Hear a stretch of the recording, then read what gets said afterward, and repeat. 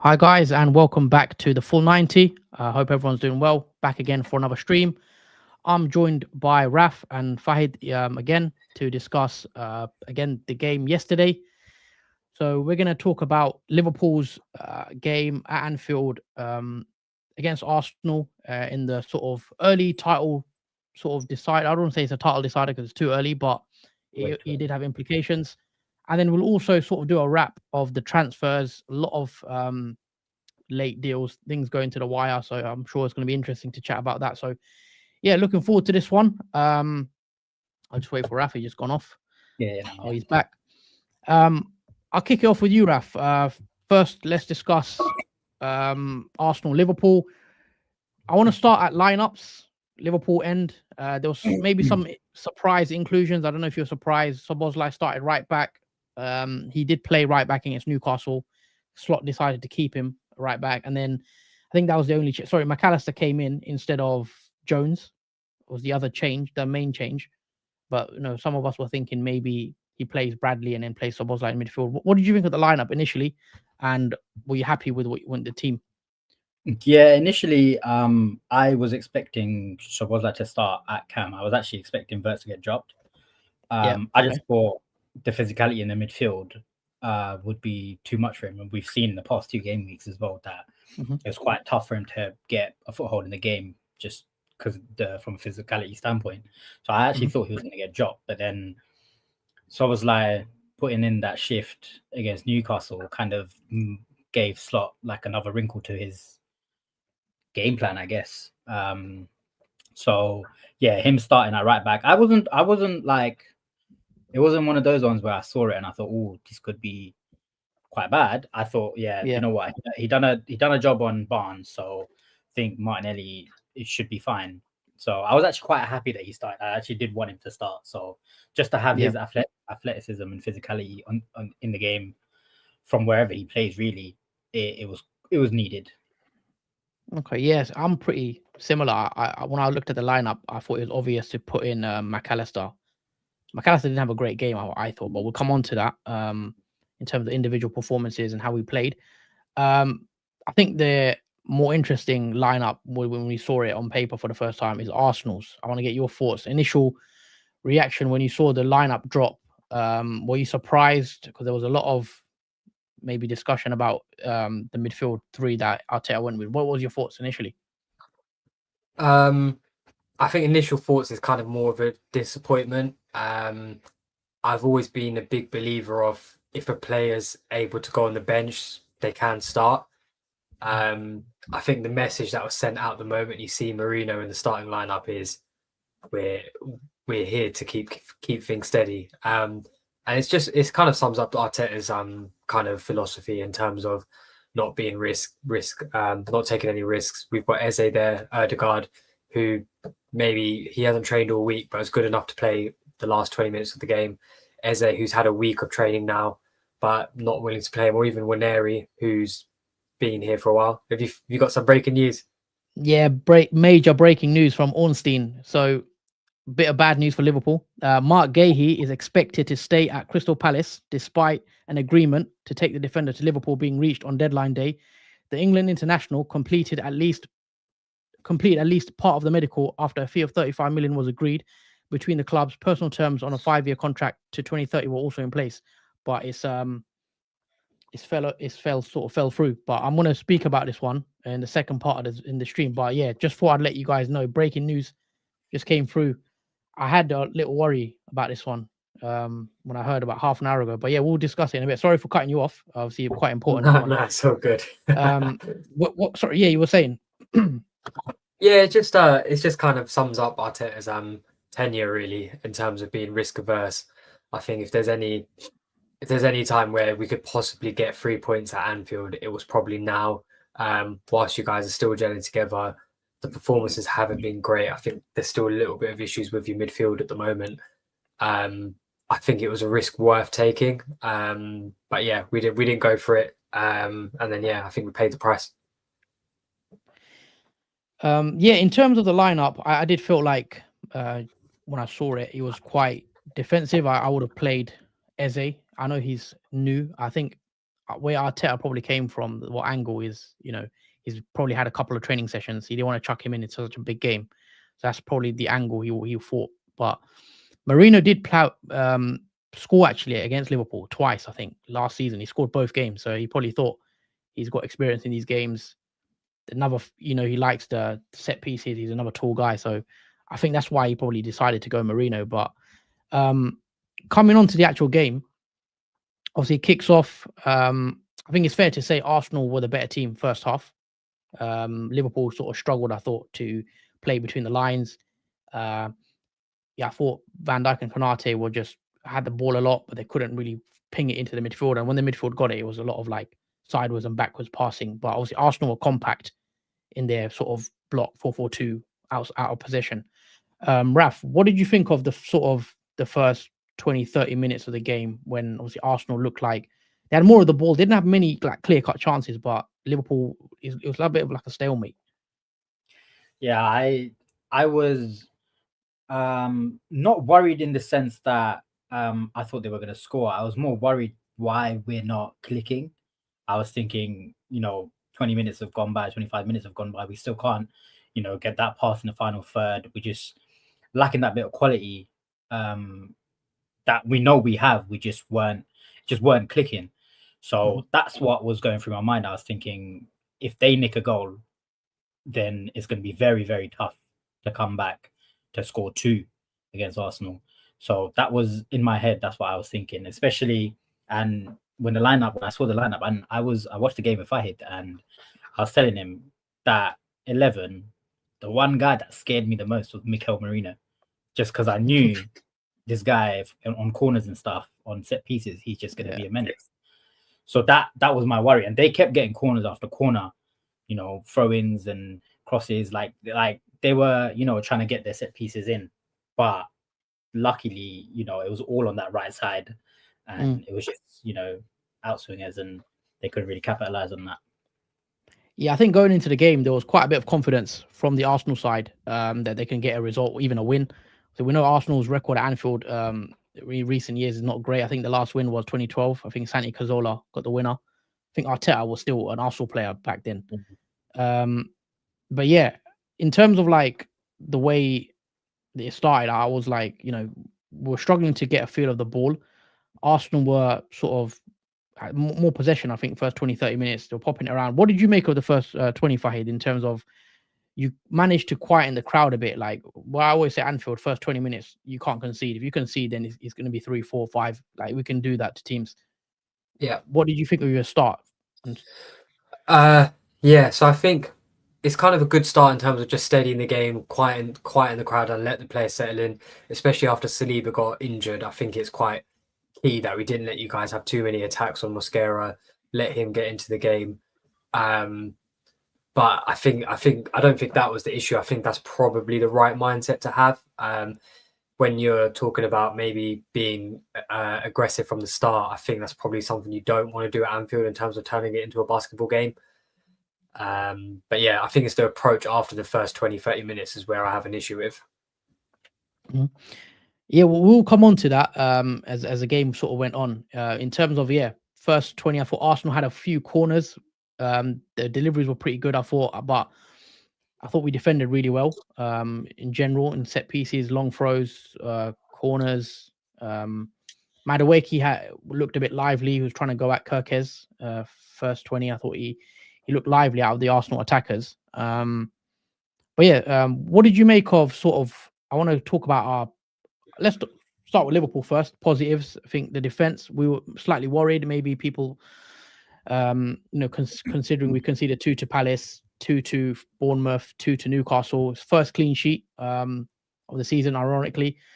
What did you make of our defensive performance, especially Konate, who's come under a bit of fire recently of not defending as well as we know he can. Even Kirk has not had the greatest start, but I thought he played well. What did you make of that sort of defensive performance? Raf, if you can hear me. I was actually very, very impressed. I completely got it out of my mind that we know how to defend because of the first 2 games. I've just thought, yeah, Slot isn't on this. You know how we were last season. A good shape, keep control. I just thought we were not going to do that. But Van Dijk, imperious again. Konate, a very, very good performance. Good little duels with Gyökeres. He came out on top quite a few times. Yeah, and Kirkes, I have to shout him out because I do see a lot of Arsenal fans, praising Madueke, but I thought it wasn't really much trouble. Like, yeah, he beat him for pace. He had that for sure. But, once he's, about to do the decisive action, Kirkes has just stopped him. So in terms of that, I thought Kirkes had a very, very good game. And yeah, Szoboszlai at right back as well. But I don't know, like this guy, he's just incredible now. He's had his two best games at right back. So as a unit, we look much better today. Yesterday. Yeah, I think Szoboszlai playing right back is one that I think we spoke very early in preseason. I said, Szoboszlai is going to be a sort of a Swiss Army knife this season, and I can see him being played in multiple positions. Right back, I can see him going in. I think I said even right wing to do shifts if Salah needs to go AFCON, etc. But yeah, we'll come on to sort of individual performances as well because I want to touch on Liverpool and then we'll come on to Arsenal. I was very impressed with Szoboszlai. Obviously, he gets the goal, but even before the goal, he was my man of the match, and then he obviously goes and scores that goal. I thought Van Dijk and Konate stepped up to keep that clean sheet intact. Kirkes, I thought he slightly shaky start, looked a bit nervous. Then after like 30 minutes, I thought he looked fine. I thought Liverpool did struggle though. First half I was concerned personally, but going into the second half performance, I thought Wirtz, he got a lot of stick for the first half, but second half I thought he was sort of coming to the boil. If Salah could touch a couple of those, I think he could have had an assist. Wirtz, if Salah could, he messed up quite. I thought Salah was probably one of our worst players, if I'm being honest. Yeah. That game, a lot of touches he sort of messed up, and some of his passing was off. Ekitike worked hard. I felt like didn't do much, but he was making him. Mosquera had him like he pretty much was just touch tight to him, so he couldn't really get any change out of him. But yeah, I agree. Gakpo, I thought worked hard as well. I thought Gakpo was one of the better players who sometimes beat his man and try to take long shots and stuff. But again, it's tough if you're relying on long shots. I think we didn't do too much in the first half. And midfield wise, I thought McAllister did struggle, but it is his first start since I think April.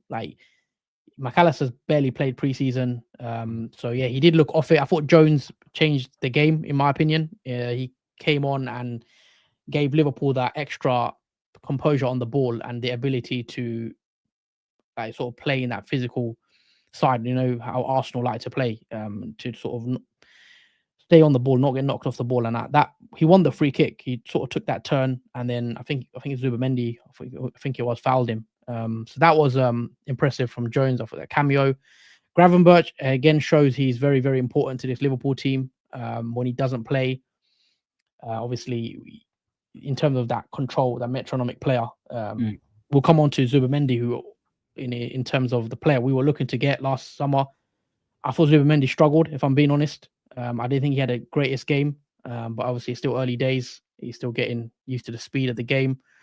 In terms of our midfield, though, I thought Grav was picked it up second half. I don't know what you thought, Raf, in terms of Gravenberch, McAllister, and who was the other midfielder? Wirtz. Wirtz. Yeah, of course. Now I'd say Grav full 90 was very good. He hardly put a foot wrong. He was excellent full 90. I don't think he had an off half and then came better. McAllister was peak.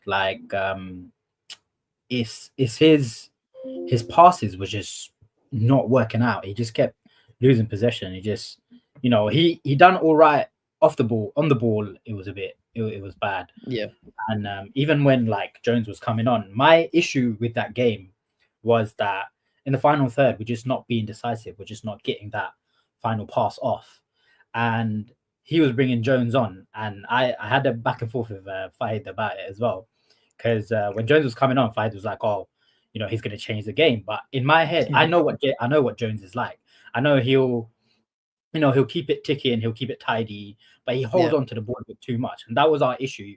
We weren't releasing the ball, and we weren't doing it like at a good level. So I was thinking, he's going to come on, he's just going to hold the ball a bit too much. When we need to make the pass, he's not going to do it. But he completely, I got it wrong. My bad, I got it wrong. But he was really good. He helped us, get control of the game again. Got it ticking. He was very good in the duels as well. I have to give him his dues. He's really good off the bench. He does his thing. Yeah, the thing with Jones, I was going to say as well, quickly add, some of his weaknesses, what people don't like, sometimes he holds onto the ball too much, doesn't release it. Helps you as well in games like this where Arsenal are constantly trying to press you, and you have that player that can just put his foot on the ball and pass it and move. So I thought he was good, the cameo. In terms of the rest of the team, I think Alisson didn't have much to do in terms of saves, but I thought there's a couple of ones he came out, swept it, looked comfortable. I thought Raya was good as well. I think both goalies were fine. Maybe the free kick, I thought the starting position of Raya was a bit dodgy, but you can't really save that at all, if I'm being honest anyway. But I want to talk about as well, coming on to Arsenal, their individual performances. Obviously, they had a few players out. Isaka's a big player for them. Missed, I think, is a thigh injury. I can't remember. He's missing. Hamstring. Saliba, another sort of big player for them, goes off after 3 minutes. But then we find out that he was actually injured in the warm-up, but he decided to try play on anyway, and he had to go off. But Mosquera, I thought, played really well. What were your thoughts in terms of your individual performances from defense, midfield, attack to the segments? Yeah, I think there's definitely not much to sing home. If I'm to score everyone out of 10, I don't think anyone goes above a 6 or a 7.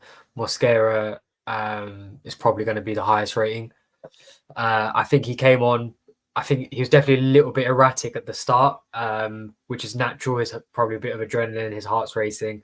But once after, like I said, we kept the ball a little bit, he settled down, and I just thought he looked good. I mean, there are some pretty big shoes to fill, and it's definitely given Arsenal fans some comfort in terms of if Saliba is to be out for a long time. I know this one is probably a small injury, but if we are to ever have any defensive issues, we've got one of the best backups probably available. I know it's only a small sample size, but what we've seen in pre-season as well has been really good.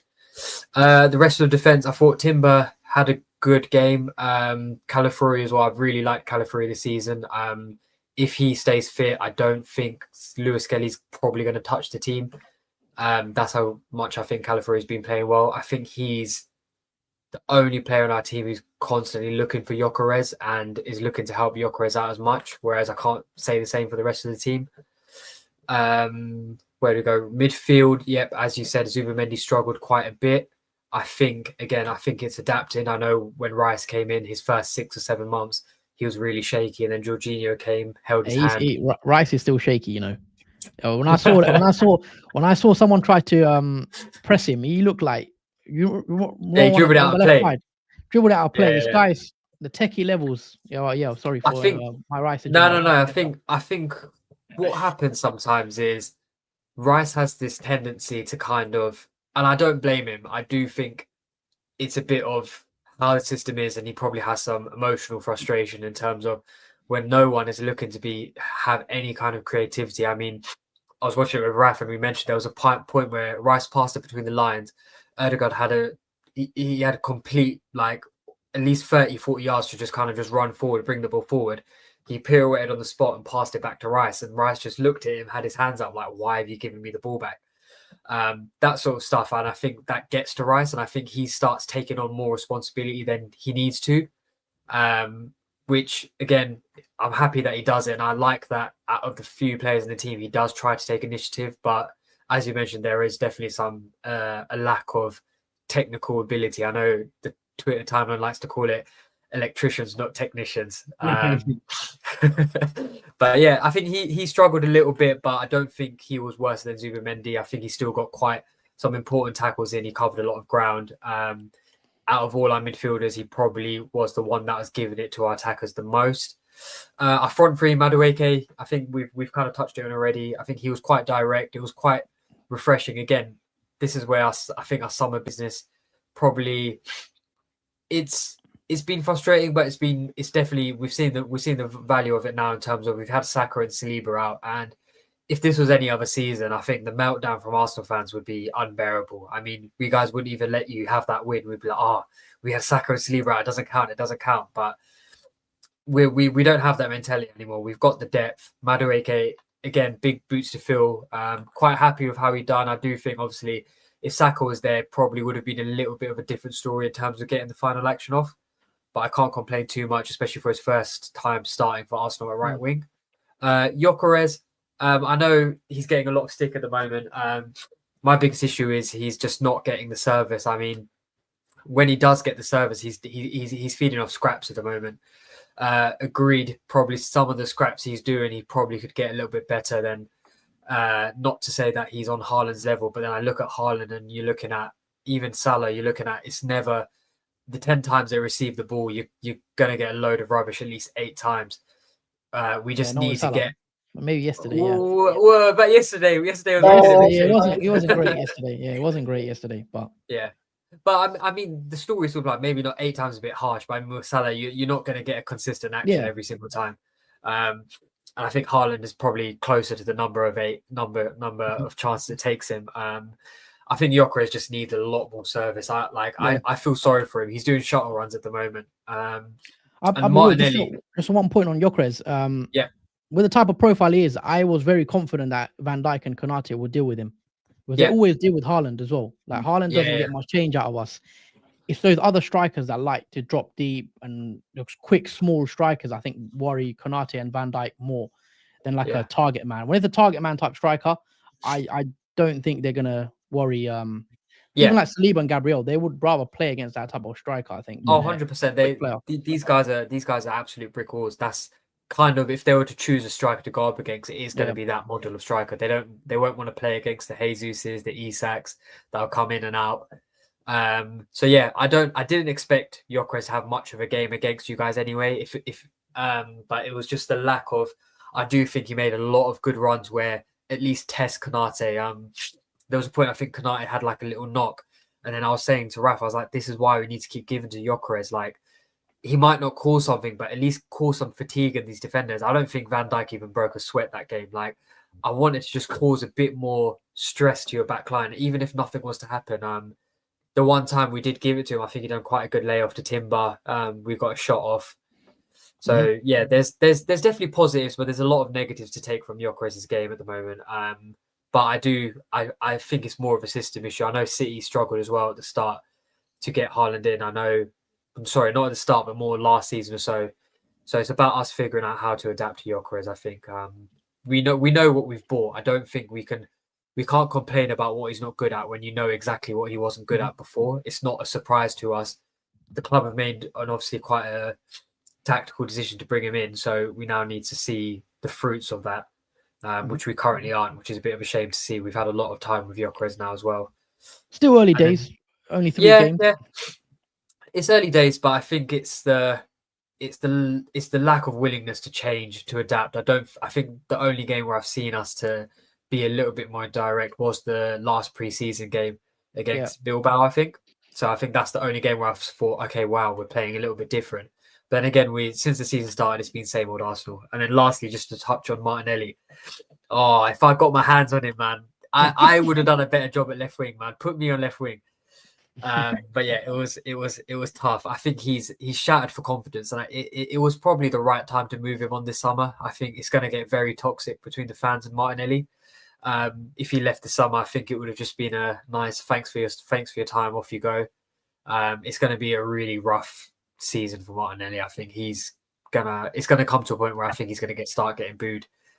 These performances can't continue. He's in his own head. I think his confidence is completely gone. He knows the pressure on him at the moment. With Eze coming as well, I don't think he's going to get much game time from now on. All right, so 20 minutes in, let's discuss this goal, because Szoboszlai, unbelievable goal. I do want to sort of touch on this, performance from him as well, because he's been unreal at right back. It's fair to say, against Newcastle. Now against Arsenal, he looks like he's been playing there pretty much his whole career at Liverpool, but we know he's only played twice in competitive games back to back now. That free kick, Raf, when he sort of stepped up to take it, put it down 32 yards out, were you looking at? What were you thinking? Can he take it? Because I was thinking he's going to cross it, to be honest. Like, so far out, we've got Van Dijk and them, like those guys forward, and then when I see Salah move out of the way, I'm thinking, surely not. You're not hitting this from here. Yeah. And then, lo and behold, he runs up, hits it, goes over the wall, and I'm like, nah, ain't no way. Hits the post in. Oh, what a goal! Insane goal. Yeah, it's unreal. The technique, it's like that knuckleball sort of. Yeah. When you look for the valve and the ball and you were younger, trying to hit the Ronaldo style like free kicks. I think Neville mentioned it in commentary as well. That knuckleball, the dip, and then it hits the post. But yeah, it's an unbelievable technique. And in terms of the game, to win a game like that, such a magnitude of a game, to win it with that goal like that, I think he deserves fitting sort of goal to win it. But I don't know if you saw Rice's attempt of the free kick in the first half. Yeah. He tried his own knuckleball and went into his head. I saw that, yeah.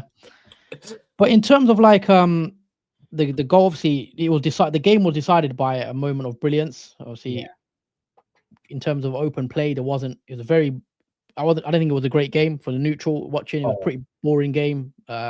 Teams cancelling each other out. I think because it's such an early game in the season, such a big game. I don't think at the start, like it felt like no team wanted to lose, and that sort of made it a bit of a bad watch, I thought. But yeah, what a goal in the end anyway to win it.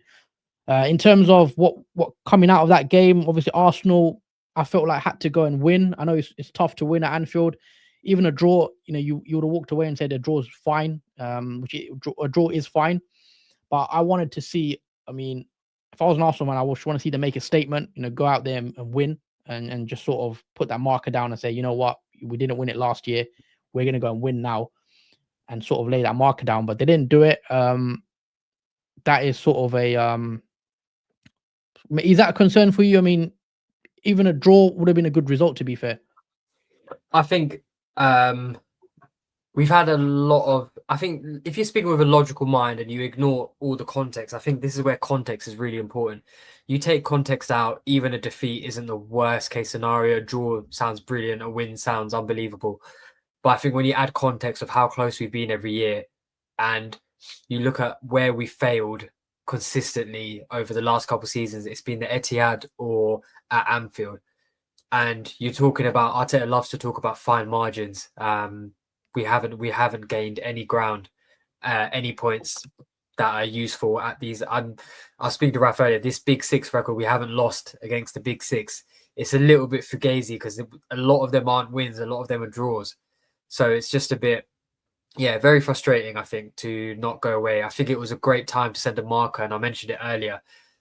It's probably the not to say easiest, but it's probably the most likelihood of getting 3 points at Anfield.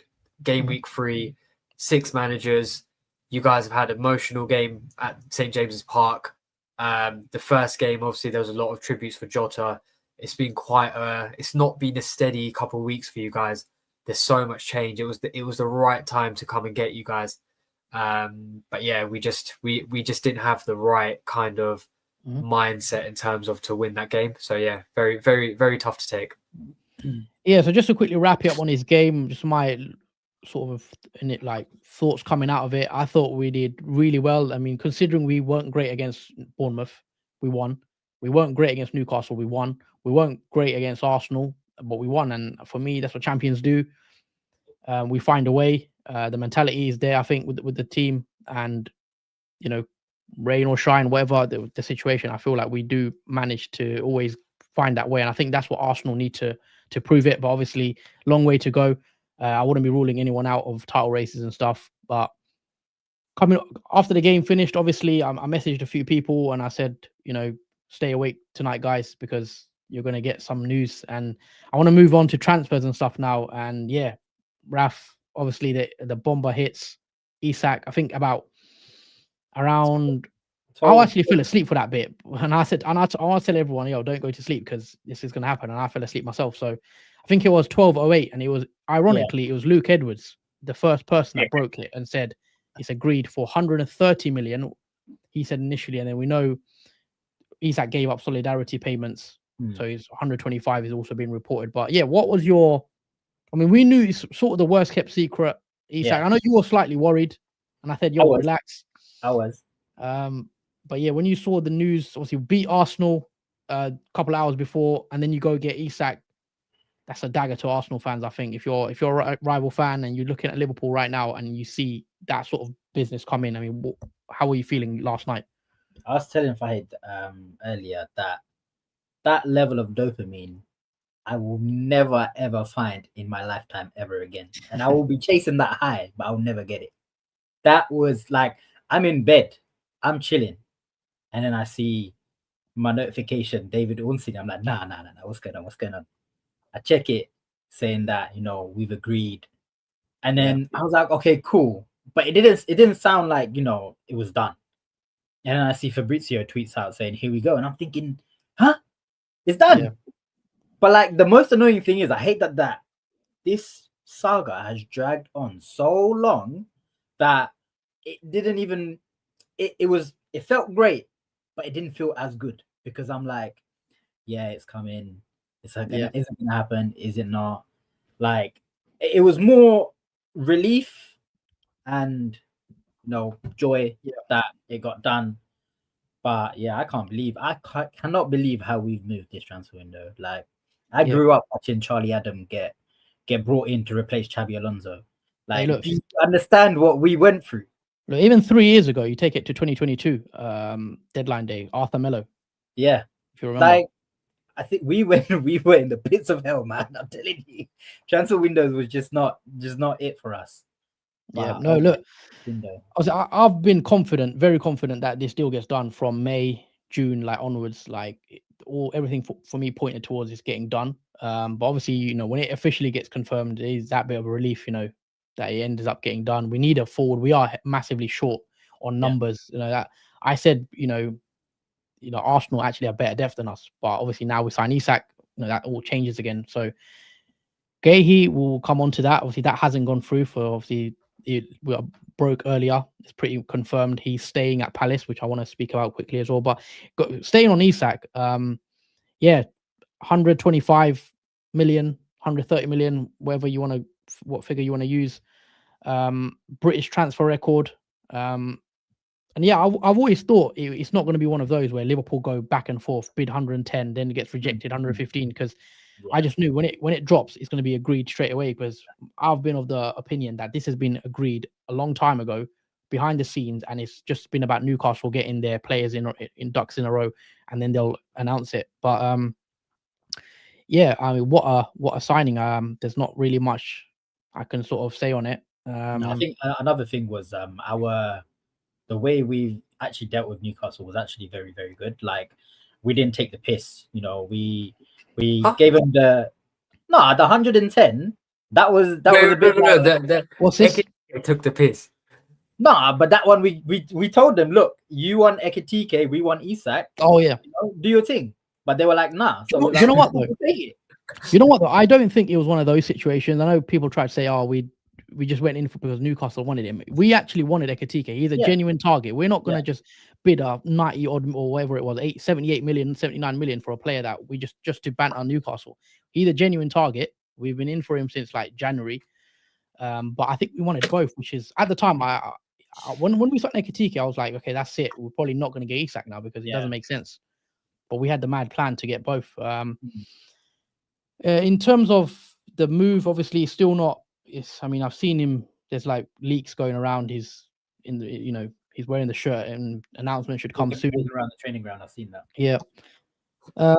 What does that mean for the season in terms of the title? In terms of when going back to back, this is you've signed arguably the best striker in Europe, if not first, second, third. He's up there. He hangs with anyone in the league. Yeah, the numbers he's got back to back 20 league goals. 2 years on the bounce. Yeah, what do you think it means for our season, Raf? Do you think you're now confident now again? We can go back to back. Yeah, I think we need to just forget about the Premier League, the Champions League. That's all in the bag. We need to focus on the World Cup coming up because we need to win that because we'll win it. You know what I'm saying? Nah, man, this season is gonna be crazy. I genuinely like. Initially, I was a bit worried of how we started and whatnot, but when you've got that level of quality, it's just like this guy is the second best striker in the Premier League. Like he's close. Arguably, some people might say he's the best footballer. Yeah, exactly. So Haaland's in obviously terms of goal scorer. footballing abilities, I'd say he is better than Haaland. But that's what we just signed, like, and we've just won a title. Like, surely, like, just don't see it failing. Like, look, obviously, you guys are now must-watch TV though. Like, you've got Salah, Ekitike, Isak, Wirtz in one team. Like, that's the stuff. That's the stuff I used to do in Ultimate Team. Like, this is just crazy. Don't forget my boy Cody G.A. Akpo, man. Don't forget him. Everyone forgets him. Yeah, it's a good sign, and I think you guys, if like from an Arsenal perspective, like I can only be so jealous. Like for us to have what we would class as a very solid window, for you guys to still outdo us when we're trying to close a 10-point gap, it's just unbelievable. Like it would only happen to Arsenal the one time where we start spending, our biggest rivals go and basically just triple what we've done in terms of quality. So but yeah, it's gonna be a good watch. I'm interested to see. I guess the only question I have is, how's it going to work? Is Ekitike going to go out wide, or is Isak going to go wide? Are they going to interchange? What's that? What does that mean for you guys? Yeah, this is the question because a lot of us thought the Ekitike signing meant Isak's not going to happen, but I'm actually not sure how to answer this because I thought initially when we signed Wirtz is going to play left wing.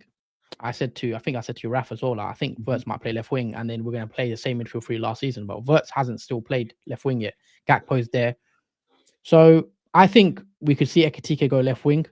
I can see us dropping Ekitike, if I'm being honest with you. And as mad as that sounds, because Ekitike has he's looked like our best signing so far in terms of how quick he settled in. But it's unfortunate he might have to hold bench. Isak's Isak, but Isak hasn't kicked the ball for 2-3 months. You know, he's been on strike. He's not been training. So I don't think we'll see the best of Isak till maybe mid-September, maybe late September, because obviously he's not had much game time. So Ekitike should play for the next month, I still think. And then when Isak's up speed, then I don't know really, if I'm being honest, because even Szoboszlai going right back, Wirtz, what's he going to do? Is he going to carry on staying in the 10? Because I have a feeling Wirtz might play left, and I know a lot of Liverpool fans don't agree, but I wouldn't be surprised if it happens. So yeah, to answer your question, I actually don't know, but it's a great headache to have if you're slot, that you've got these crazy options. You know, we're literally stacked in attack, I think, in terms of quality. Numbers wise, I still think Arsenal they've got a couple more, you know, but if you're counting the likes of Jesus and all these guys, they've got a lot more than us in terms of numbers. But in terms of that top end quality, I've always said it, we've always been above Arsenal. Even those seasons when Arsenal finished above us, I said to, you know, Fahid a lot of times, I just think we have more top end quality. And if I'm an Arsenal fan, or if I'm a Liverpool fan, I am a Liverpool fan, I would have been worried if Arsenal went and got an Isak. You know what I mean? If they went and got Isak, and I'm like, okay, cool, they've got a guy that hangs with Salah in terms of just numbers, and then he can do all the other stuff. I think if they got Isak, that's a game changer for me, for them. They've gone Gyökeres, obviously he's still a good striker, but I would have liked to see Arsenal do that top end quality, that game changer, who I feel like we've done the game changer. And I think, again, Wirtz hasn't had the best start, but I think Wirtz is a game changer, and he'll prove that in his Liverpool career. But I want to talk about Guéhi falling through. That's a disappointment, I think, for Liverpool fans. I mean, there's not much we can complain about. I think, you know, we've had an unbelievable window, but does that leave a little sour taste? What's your thoughts on this Guéhi deal sort of breaking down last minute? He was literally in London. He's had his medical. Everything's done. Fees agreed. But rumours are Glasner has threatened to walk if he was sold today. So it's one of those. Well, Oliver Glasner, he has a new hater in me. This guy, man, like and I've spoken to you about it as well. We needed Guéhi more than we needed Isak, and that's the one. Not for me, but well, yeah, we needed an attacker, yeah, but yeah, I mean, we needed both. It didn't need to be Isak.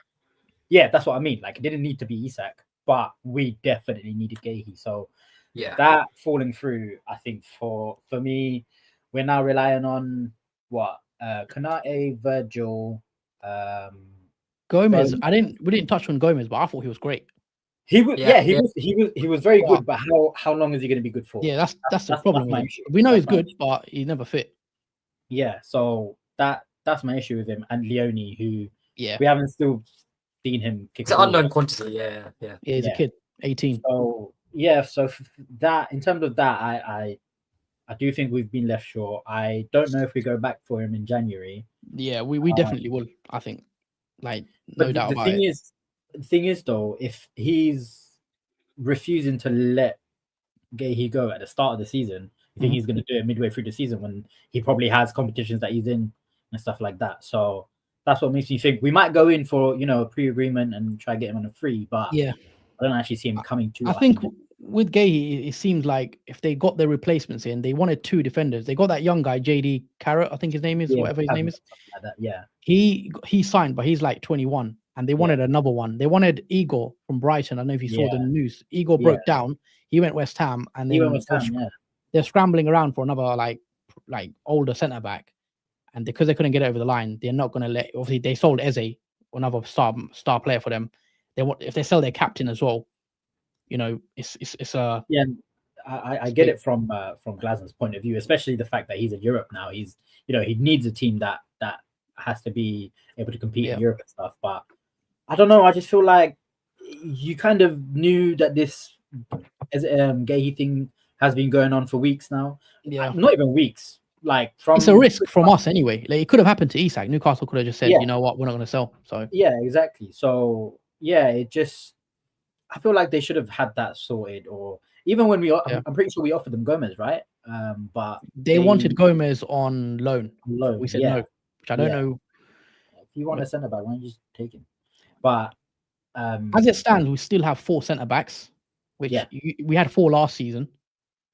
So in that numbers wise, I don't think we're short in a sense, but obviously there's mitigating circumstances.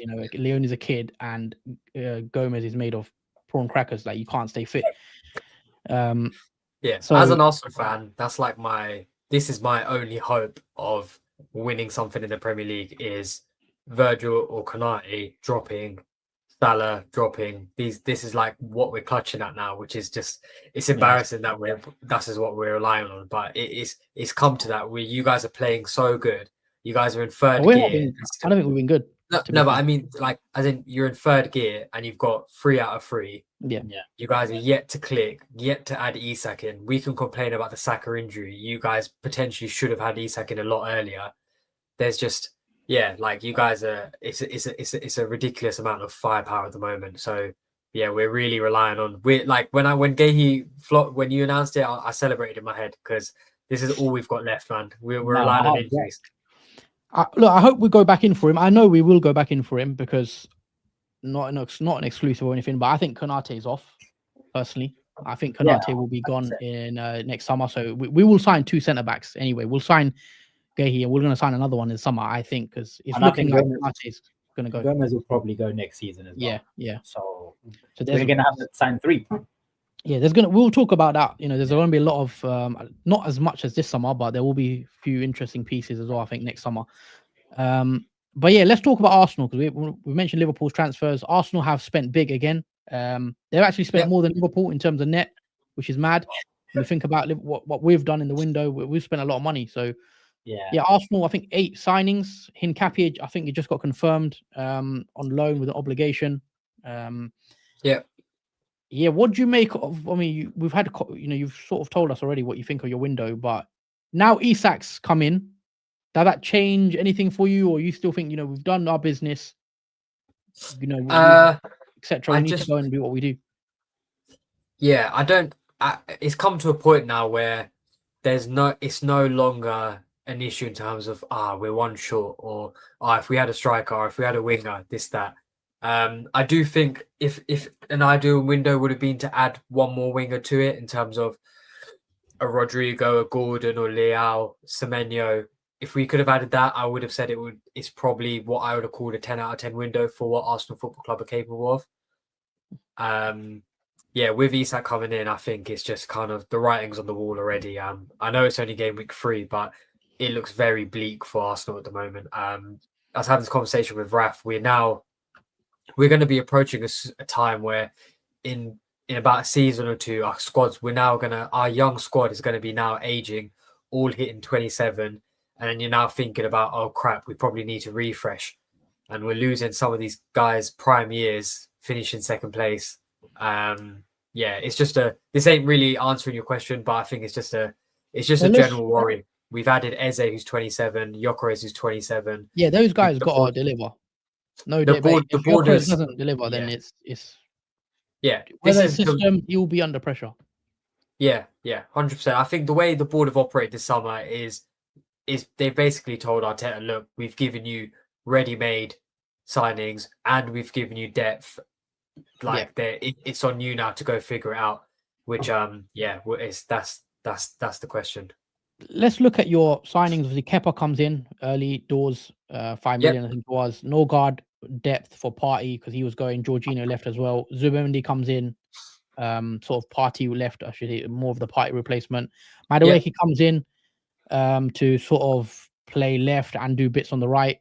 Obviously, Saka being injured, he can play both flanks. Mosquera, good pickup for his price and his age. I think Arsenal took advantage of. Obviously, I think he had 1 year left on his deal, so they got him on a cheap price, similar to what we tried with Guehi. Gyökeres is the big one, sort of headline signing, 67-ish million from Sporting. Eze, a week to go, they pulled down another 67 million pound signing. Hincapié loan, I think obligations about 45 million as well. So yeah, Arsenal have gone big. I think when you look at on the face of it, their depth is a lot stronger now. They're no longer having to rely on an Eze or not Eze, sorry, Sterling, I should say. Sterling. Yeah. They no longer rely on a Sterling off the bench or, what's his name, Eddie Nketiah, those type of players. They are now firmly, they've got a squad now. I'd say they've still probably got more senior numbers than us, especially in attack, even in defense. But again, it's the worry is the top end quality for me still. I think they lack that. But they will point to the likes of Saka, Eze, Gyökeres. These guys need to deliver. They need to show that they can be on that caliber, and they still have to prove it. But in terms of the signings, I think they still had a good window. If I'm being honest, I think where I don't rate their window is the sales. I feel like that's one part of Arsenal they need to improve because when you look at Liverpool, we've spent a lot of money, but we've recouped 200 odd million, and Arsenal have, I think, recouped like 30 million, if that. I'm not sure exactly. Yeah, no, it's not much. I think it's 40. Sorry, Raf. I saw it was 40 earlier. I just think we've Edu's kind of left us in a bit of a mess. A lot of these guys are on quite high wages. You're looking at Zinchenko. He's on over 200k a week. It pretty much makes him, with how the financial market works, it's pretty much made him impossible for anyone non-Premier League to sign him. You've got Reece Nelson. There is just a weird feeling that from a lot of the leaks, it's obviously hard to know what's going on behind the scenes, but it seems we're not ruthless enough in terms of we get an offer, but the player's not happy to go there. So then it breaks down, and then we end up. Reece Nelson had offers from Bundesliga. We're about to get 15 million for him, but he'd prefer to stay in England as now a loan to Fulham again. So there's something there where we're not able to be ruthless enough with players to get rid of them. It's quite concerning. I'm going to give Berta the grace in terms of he's coming in March. There's had a lot to do in terms of signings, and I still think even the outgoings is probably. I don't think even Edu would have been able to do that. So I'd like to see what Berta does with a bit more time. And in terms of most of these guys, their contracts are coming up soon. So we'll see Berta doing some proper sales with guys with contracts and players that he's negotiated himself. So that one thing I was going to mention about Berta, actually, which I thought was very weird that he did. I'm assuming it was him or Arteta. The Trossard extension, same contract length. You didn't give him more years, but you gave him more money. That to me is very strange because you are in a position now where we were with Diaz, where you either give Diaz the super max or you sell him. I thought Arsenal that showed me there's that, maybe it's that sentimentality there or loyalty to him. Maybe he had an agreement, we're going to get a pay rise. You've been here for a while now. But that was strange to me that he didn't get his years extended, but he just got more money. Yeah, there's definitely this element of a family culture that's kind of almost hindering us off the pitch. I know Trossard's wife is best friends with Saka's missus. I know they get along really well. Martinelli, again, we had potential bids from him from Saudi, but we said he's not for sale. And I do think there's this sort of fear to kind of disrupt the harmony that's amongst our players at the moment, which I do think as a business decision and as a club that's trying to win everything, we needed to be a bit more ruthless with some of these guys. The Trossard one, to me, that straight away screamed we didn't want to get rid of him because he's good around like the dressing room stuff. In terms of, I know we see him as depth, but just keep him and then let him run him contract down, or to let him go for free on the same money. I don't get that. Yeah, exactly. Yeah, exactly. That's what I mean. I think there's this element of like a family thing that needs to kind of stop. The Trossard one's interesting. We'll never know, obviously, all the details behind it. But yeah, I think it is definitely something that was probably pre-agreed. And then it's something that we couldn't really, I don't think Berta wanted to ruffle the feathers that much. Yeah, it's when we talk about attacking depth as well, like you guys are bringing on Chiesa. You guys, I just think the depth you guys have got, even though it's less, the quality is just so much better. Gakpo's now probably going to be on the bench. You're looking at Trossard, that's probably the only depth, the bench option that you could say could come on and consistently score a goal. We might have a lot of numbers in attacking depth, but you can't rely on Martinelli for a goal. Trossard, you can rely on a goal. Eze, Saka will be starting. Madueke still not proven to be reliable for a goal. So whilst we have the numbers, there's just so much unknown quantity within our team at the moment and with the depth. So yeah, it's a huge worry. No, I think Arsenal aren't. I think there's a bit of maybe too much negativity on Arsenal. I don't think they're like last season. Yeah, the gap was big, like 10 points. I don't think it'll be like that again. I'll be surprised, but let's see, because I do expect a closer race. And it's those games where Arsenal need those draws, they turn them into wins. And I think Gyökeres is a bit of a flat track bully. He might help do that. So let's see, man. Let's see. But you obviously Hincapié, you happy with that signing? Another defender. Arguably, do you need him? I mean, obviously he's a good player. I do rate him. Yeah. What's your thinking behind that? Where is he going to play? Yeah, it's really interesting actually. There's a lot of like theories going around. Just before I go into where he's going to play, Arsenal did announce him by calling him the final piece of the puzzle, which is a very, very strong statement. That's basically the club confirming, firstly, that there's no more signings, which we already knew was going to happen. Yeah. And secondly, to say that Arteta and the club are now completely happy with their squad, and that's what they're going to run with, which to me, I think it's very clear that we're still probably a left winger short in terms of a very pacey left wing. I know Eze looks really good off the left, but I would prefer him being more of a rotation with Ødegaard / left. I mean, injuries are stacking up already. We've had Saka, Havertz, Ødegaard, Ben White, these guys who are consistently in the starting 11 injured. So I still think we're a little bit short in terms of megastar quality at left wing.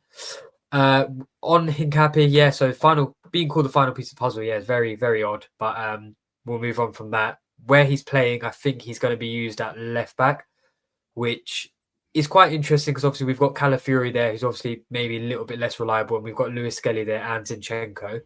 So what the kind Zinchenko end up staying, or?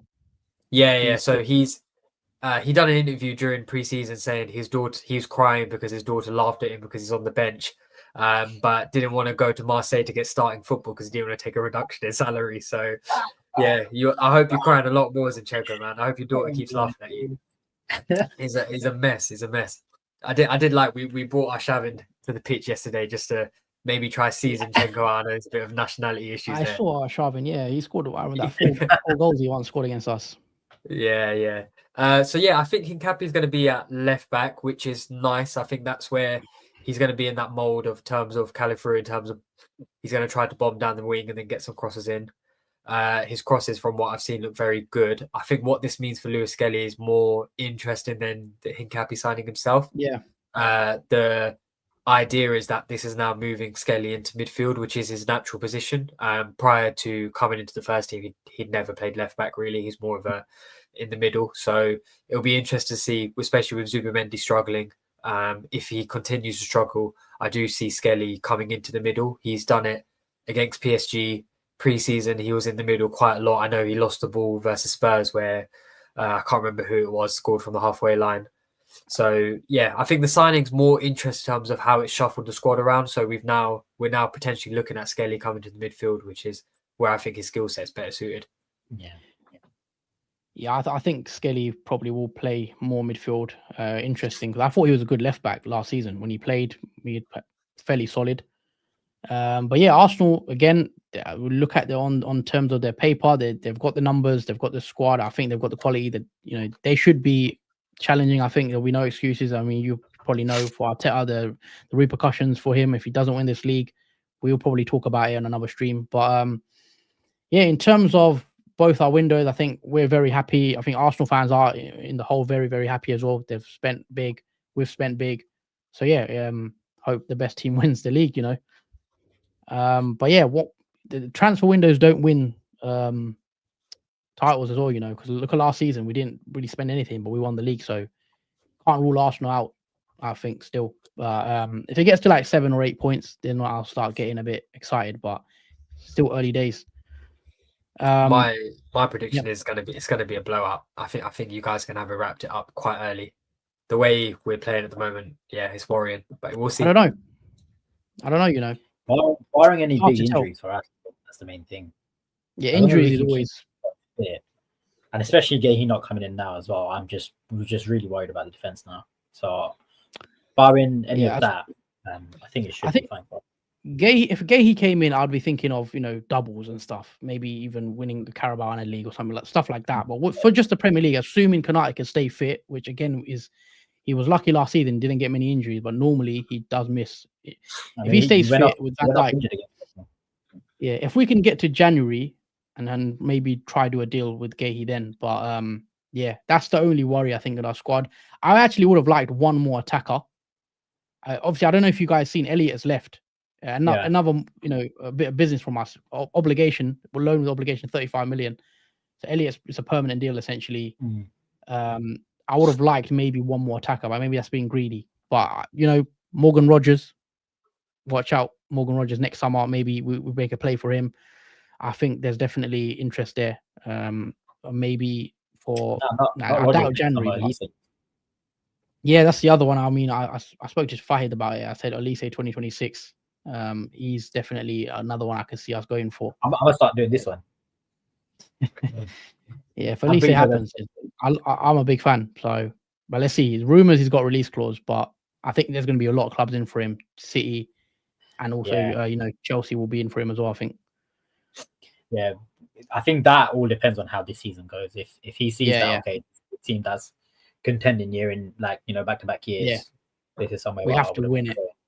We have to win the league, man. Because when you win these trophies, if we can win a Champions League as well, like the transfer juice you get, you become like 10 times more attractive to players when you win these big trophies. So the proper star players I'm talking about, the likes of Wirtz, the likes of Isak, these are the players that you don't buy if you're not right at the top, because they can go anywhere, like Man City, Bayern, etc. But yeah, I'm just very happy with our window, man. Is there anything else you go on, Raf? For me, it went from a 10 to a 9.5 because of Gahey. Yeah. Gahey, that was a bit of a downer, but overall, I'm still more than happy. I'll be real, because we've just got to run back. We've just got to run back 13-14 and try to outscore everyone. Yeah, possibly. Well, that's what you guys are doing anyway. The 2 game weeks. We're basically running them back at the moment. Yeah, I think the balance ain't there, because a lot of players changing, and we've changed how we play as well slightly, because obviously Trent is gone. 2 new fullbacks is big. Like the way we build up at the back, you can already tell straight away. And then also Ekitike is different. Wirtz is completely different to what we've had. We've never played with a 10. Yeah, I don't know if you guys realize the last time we played with even Coutinho never played at the proper 10. He played off the left. He was that wide, yeah. We've not had a proper traditional 10, like that Parma style 10 for I don't know how many years. Who was the last one we had? Since Gerrard's prime years, like, and even he wasn't a 10. He was a 8 playing there. Yeah, like, we've not had that type of player. It was when we had that Torres and Gerrard, like Gerrard behind Yeah. Torres. That's when we had an actual 10, but he wasn't a 10. He just wasn't. I'm talking about that silky sort of player that likes to play between the lines and stuff. I can't remember last time. It would have been probably 04 days or Julio and stuff were there with like McManaman and these guys, but yeah, long time ago. I do also feel a bit for Salah because I think he's still trying to figure out, like Slot is still trying to figure out how he can get him involved as well. So I think that whole gelling process is affecting his performances a bit. You know, he against Arsenal obviously he was bad. That was minus, forget trying to gel. That was just him being poor. Yeah. Just in general, I think he should have been a lot more deeper, a lot more wider. Obviously, he was like that last season, but I think that's affected his game a bit. Yeah, the positive with me with the Salah situation is that he's no longer like everyone's fixated on Salah. You worry about Salah now. You've got Isak to worry about. You've got Ekitike to worry about, etc. So, in one way, I do like that the reliability. It's not Salah or bust because Salah has a bad game. We get knocked out of the Champions League against PSG. Yeah. Whereas now, if PSG we play them, you got to worry about Isak. You got to worry about Wirtz. I just think that's where it might help Salah. But yeah, let's see. Anything else you guys want to chat about in particular of Arsenal's window? I mean, I don't know if we spent enough on Arsenal's window, or did you want to say anything else about it? Or I think I just wanted to give Eze his flowers. I can't lie, because I spoke to Fahid about that Eze signing, and I said that I don't think that was what they needed in terms of a winger. But after that little cameo against us, he made that rise. They don't have that top end. You know how you were saying they don't have that top end level quality, but I think he will be a very, very big difference maker in that team. Yeah, and I like Eze. I think he will bring unpredictability to their team, which they don't really have. Yeah. Well, I think I don't have him as a game changer personally. I think he's 27. He's done well. He's a very good Premier League player. But for me, he's not an Isak. He's not a Salah. He's not a Wirtz. But look, I might be wrong. He's someone that can unlock the defenses though. That's he's a top player. Like he's caused us issues loads of times for Palace. Yeah, his record versus the Big Six is great. I think he's pretty much done it last season. I think he scored it pretty much against all the Big Six. Or he should have started against us, and he scored against us last season. I think. Yeah, he did. He scored against us as well. I think the big thing will be, will Arteta give him the same freedom in terms of having the ball, and will he also shine when he's not the only star? I think it's always easier when you're the main man. You kind of get a bit of leeway to do whatever you want. So it'll be interesting how Eze copes with that. But yeah, I'm hoping on these guys to raise it a little bit. So these guys who are the nearly megastars, like this is the time now where they have to push through and tell everyone, tell the world, I'm the guy. And if they don't do that, we aren't winning anything. So whilst I like Eze down the middle, I prefer him in the middle than the left, but I know Arsenal might not play him there. That's the only thing. Yeah, I think Arteta's obviously it's going to be hard to bench a captain. So I just think realistically it's just not going to happen. I don't mind it off the left purely because if it's not him off the left, the other options kind of scare me. So yeah, I think it's whilst I do give Arteta a lot of stick in terms of his style of play, his formations, his roboticness of our team, we've got enough quality there that on their, like, if they want to be who we all big them up to be, they need to start producing some big moments. You look at Szoboszlai the other day, you look at Gakpo versus Newcastle.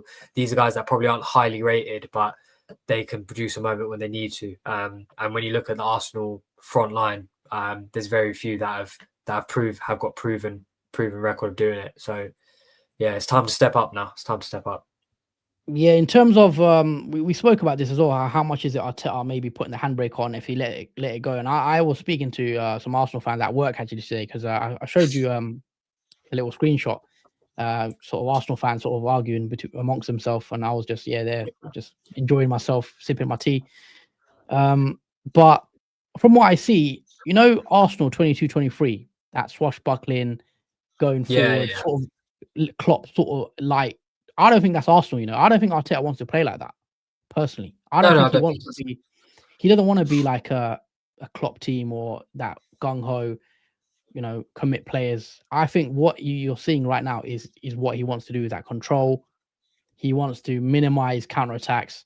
He wants to, he wants to be in control of most games and just win 1-0. He probably wants to win just 1-0 and we go home. Yeah, 100%. Every signing has pointed towards that. There's not been, apart from Eze, there's not been a single signing which would indicate otherwise. So yeah, 100% agree. All our signings have been basically Giants or Spanish, born in the same area as him, bloody his neighbor or something. So yeah, it'll be. It's gonna come to a point, I think, where if there's no trophies this season, it's gonna be, will the board wake up and make the right decision when it needs to be made, or are there going to be more leeway given? And then if you give more leeway, it comes to a point where the squad's aging and you're looking at a very big nightmare if you're an Arsenal fan. I think Arsenal got a good squad though. Like now, I actually think now finally they have a good depth. Like they yeah. I mean, in terms of like in a couple of years, I'd be start to worry. These guys like Saliba, Saka, they're not going to stay around if we don't win trophies. Oh yeah, you will eventually. You have to start winning, but yeah. And then you look at Eze and Gyökeres, we've probably only got about 3 years max. So then you're looking at refreshing 120 mil that we've just spent. Rice is 27 as well. His legs probably will go after 2 or 3 years just purely because of how much ground he tracks.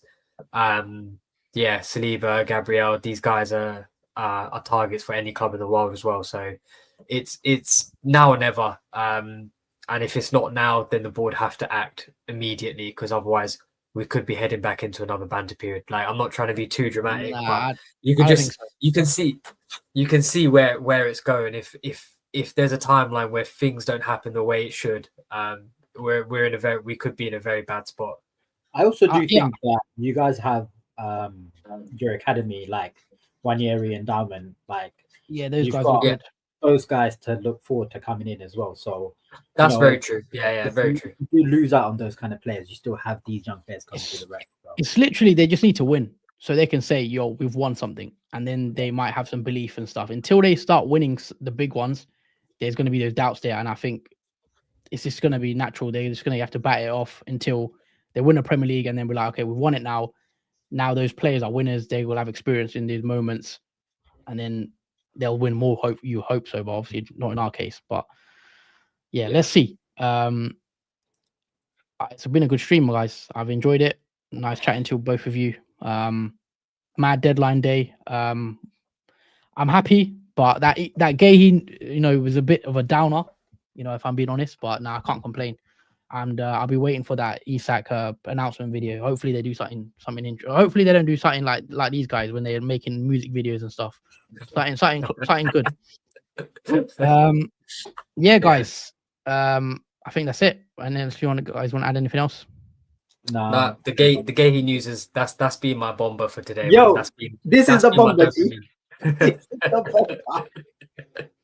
Yes, but I don't even want to do that, man. I don't even want to do it. What's the coldest celebration in the Premier League? It's this, bro. It's got to be. It's that or that. It's I think it's Isak one. It's definitely that. The way he always does it against us, man. Against Van Dijk in the Carabao, Van Dijk's like, he's like, pack it up. Yeah, he just randomly started doing it at the back end of the season when he's just killing every big team. Yeah. When he done it to Arsenal as well, it hurts, man. It hurts. Yeah. But now, right, got a comment here from Naz. Big question: can Raf spend some of that pool budget to get in the home kit, in the new home kit? Yeah, the new home kit is nice, man. I've got it. If you haven't got it, Liverpool fans, go cop that because it's so nice. It's my favorite kit in years. I need everyone's knees intact. I'm not copying that. Raf's got a superstition that whenever he buys the home kit, they don't win the league. Oh, so for some reason, Liverpool football we don't win the league. Something really bad happens. What kits have you bought? What's your home kit collection? I've got this one. This is the season we came 22-23. Klopp's final season, yeah. Okay, cool. No, that's not Klopp's last season. Yeah. Klopp's last season had the white collar. But Szoboszlai and McAllister's first season, they had the white collar. Because I had. Oh yeah. No, so this was the season before that. That's the Henderson season, the midfield wash season. Yeah. And Are you with me? You see what we did that season? I'm telling Yeah, you. I also had the what- home kit from the season where Van Dijk got chopped in half. ACL. Yeah, I never had that kit, to be fair. I was outside. I was buying home Yeah. kits until I started clocking like, yo, this is not going right. Something's Yeah, not. my one is similar. Like he's my cousin. He's whenever he buys a kit, something happens. Like he bought Albert Moreno kit, Balotelli kits, they all flop. So when we make a Yeah. marquee signing, we don't buy the kit because in case, innit? Yeah, Listen, Like, I'll Isak get is you a the- kit, and I'll get mum on a kit as well, man. I'll get you both kits, man. We Nah, need chill. it. I don't want it. I don't want it. Nah, but Give I me had the to get the white home kit, I kit don't because want that's a classic. Like it's gonna be one of those kits that you think Oh, when yeah, it it's sold out, beautiful. you're gonna want it. You're gonna want to buy it. Yeah. But yeah, I'm looking for the third kit as well. I think it's coming out 9th of September. Yeah. That's another banger. So They delayed the drop on that. yeah, like I said, I'm not gonna buy any more kits because I'm not trying to put money into FSG, but I U-turn on that. We have to now. Yo, the man, FSG, I can't say I will never see anything bad from them again. I don't think. And unless Edwards probably leaves, then I'll say, who are they recruiting? But as it goes around, you'll never hear me say anything bad about FSG guys on record. I think they're proving it now, and yeah, they know what they're doing, man. But yeah, thanks everyone for watching. And peace out, guys. Take care. Take care, guys. Bye.